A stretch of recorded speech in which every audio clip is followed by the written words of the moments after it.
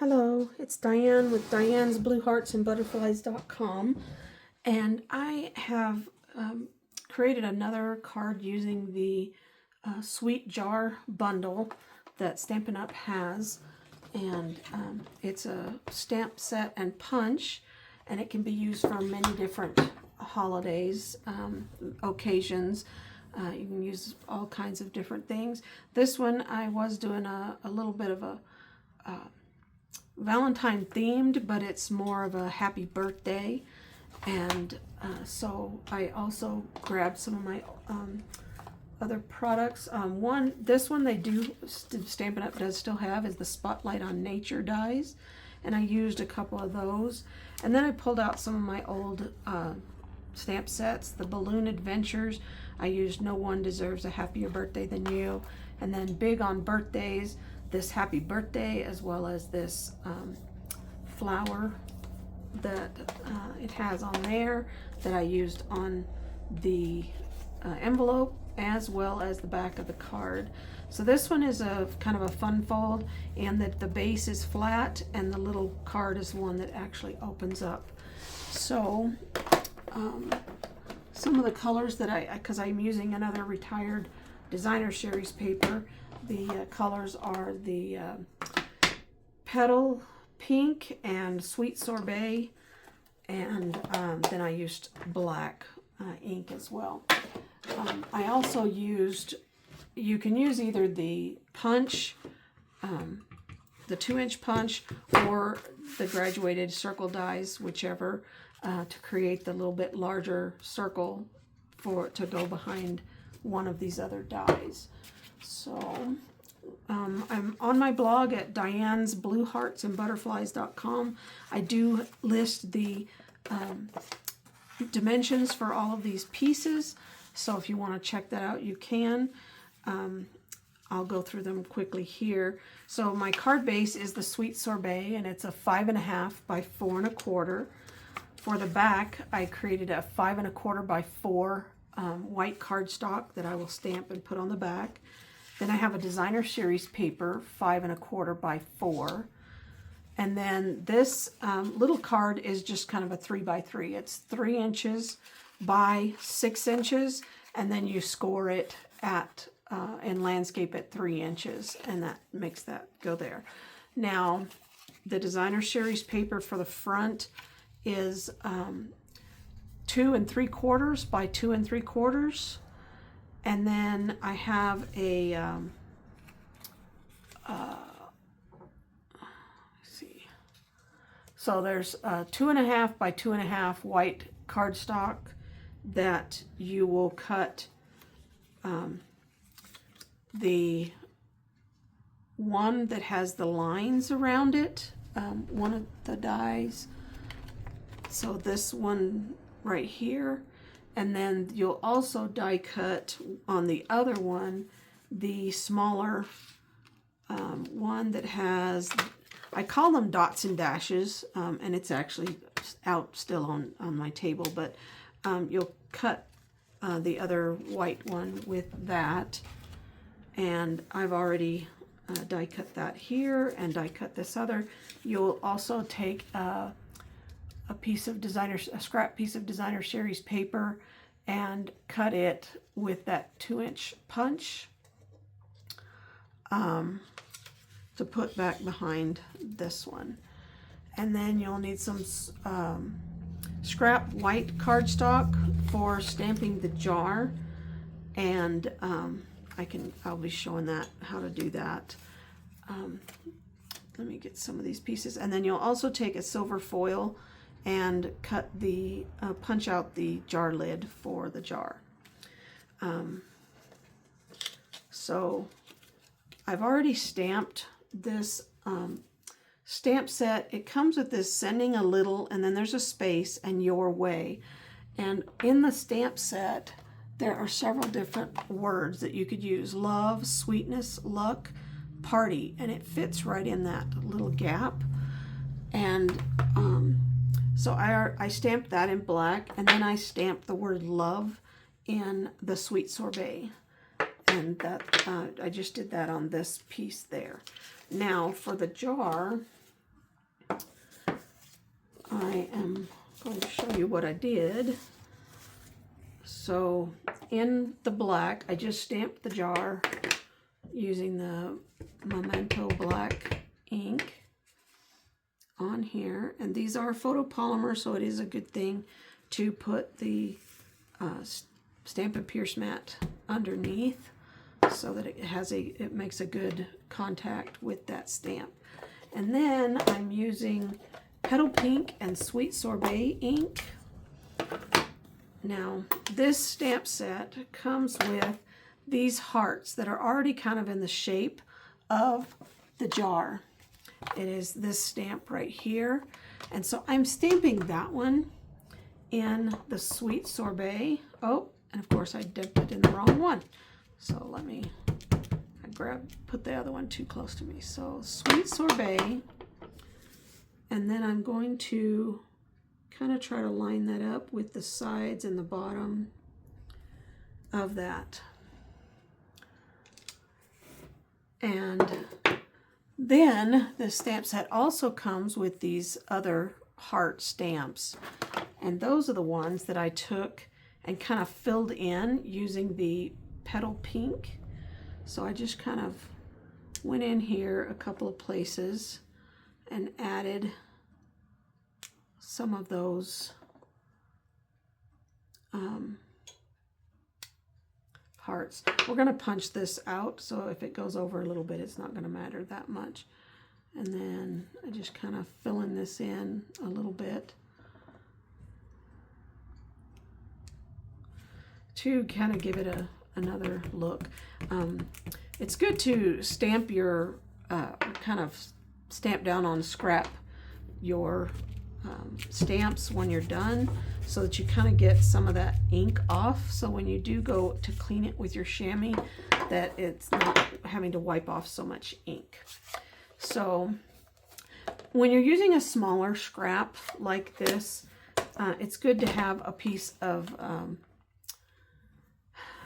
Post-it note so that you could hold this in here, because otherwise it's going to be a little bit difficult. Now I've already punched mine out using the punch and the Post-it note, so I've got that all ready to go. So I'm just going to move that off to the side. Oh, not going to do that yet.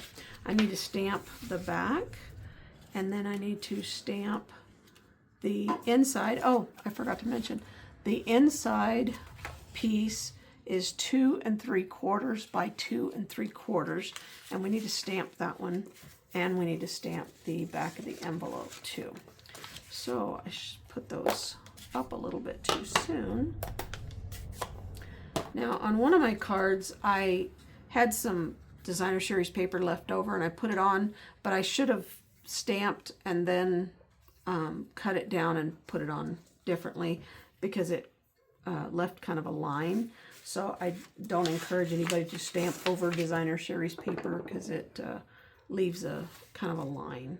So using the Sweet Sorbet, I'm just adding the No One Deserves a Happier Birthday Than You for the inside. And then on the back, let me just do that. On the back, I'm going to put this big happy birthday message, and you can use this to write your other message. And I'm kind of moving it down a little bit because I've also got these flowers, this flowery vine. That's a little bit. And then I'm going to do that in the Petal Pink.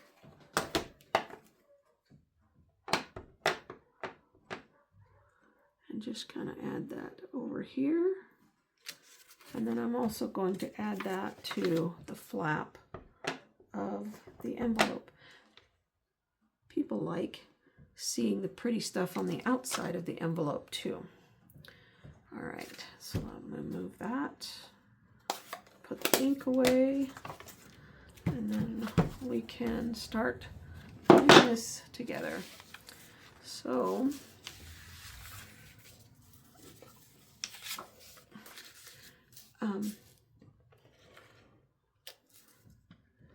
I use the Stampin' Seal Plus because it's stronger adhesive, and it's easier for me to work with than some of the others, and it doesn't tend to come off as easily. So I generally kind of hold this up in the corners till I get it an even border about where I want it, and then I put it down. And then I'm going to do the same thing with the back with this sentiment piece. And this is where I can sign the card, or I could sign it on the inside too. Another thing about the Seal Plus is if I go over a little bit, it has these little lines that allow me to kind of fold it over easier. And then I'm going to turn this back over. I'm going to adhere the sentiment to the inside of the little 3x3 card. And if I didn't mention it, I did get this idea from something I saw on Pinterest. It was by a Travis Bossier, or I can't pronounce it. But I couldn't ever find a site that had measurements, so I just kind of came up with it on my own.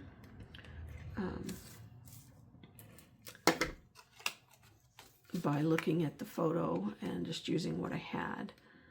And again, I'm just kind of trying to hold this up till I get the borders where I want them, and then stick that down. So the designer series paper on the front. Now, this one I'm going to go ahead and adhere the back of this to the front of the card base. And I'm going to kind of look at that and get it about center, if I can. And then I have this white piece that I'm kind of trying to put in the middle. And I'm not wanting to add a whole lot of depth because I know I'll probably be mailing this, but I'm going to put that kind of in the middle. I'm going to adhere this smaller dot and dash circle, I don't know what else to call it, to this designer series paper. Now, if there is a direction, you'll want to make sure that that's kind of in the right direction when you're putting it together. And then I'm going to adhere the jar lid to the top of the jar. And you could use whatever type of foil you want that you may have. And then, remembering that I want this to hang over, I'm only going to put glue on the one half that's going to stick to the front of this card. And then I'm kind of just moving it and putting it a little off kilter. Then I'm going to use dimensionals to put the jar onto the card. And again, now this one is going to go over just a little bit this way. If you're going to have it hang over, remember that you will want to move your dimensionals so that they don't hang off the side, because it'll keep the card from opening when it's glued down. So I'm just going to add a couple more here, one here. And then that way it could actually kind of hang off a little bit over on this side. And then it just opens up and there's a cute little message there. There's a message on the back, and you can do that for a birthday card. It doesn't have to be for Valentine's Day. You can send love at any time. So I hope that you enjoyed this and that you will check out my blog. There are other projects that I'm doing. If you do like my videos and you want to support my channel, you can subscribe and click the bell icon. It'll let you know when I upload videos. I had to take kind of a hiatus over the last couple of years, recovering from a health issue and moving out and replacing my home and moving back in, and also the birth of a grandbaby and stuff. So I appreciate those that have hung in there with me. If you wanted to add any other message, you could on the front of here as well. I did also grab out of my stash some old heart epoxy droplets that I had, And I'm just going to add those kind of to my jar to give it a little bit of a raised image to increase that interest in the card. And I put one over here, and I can add a couple of more too in here. And you can, it's about using what you have and using it up. I have so much paper that I'm trying to use up that the people in my in-person classes, they were very happy to see that I was using some stuff that I already had. So I appreciate your time, and I hope that you enjoyed this. And please check out my blog at www.dianesblueheartsandbutterflies.com. Thank you.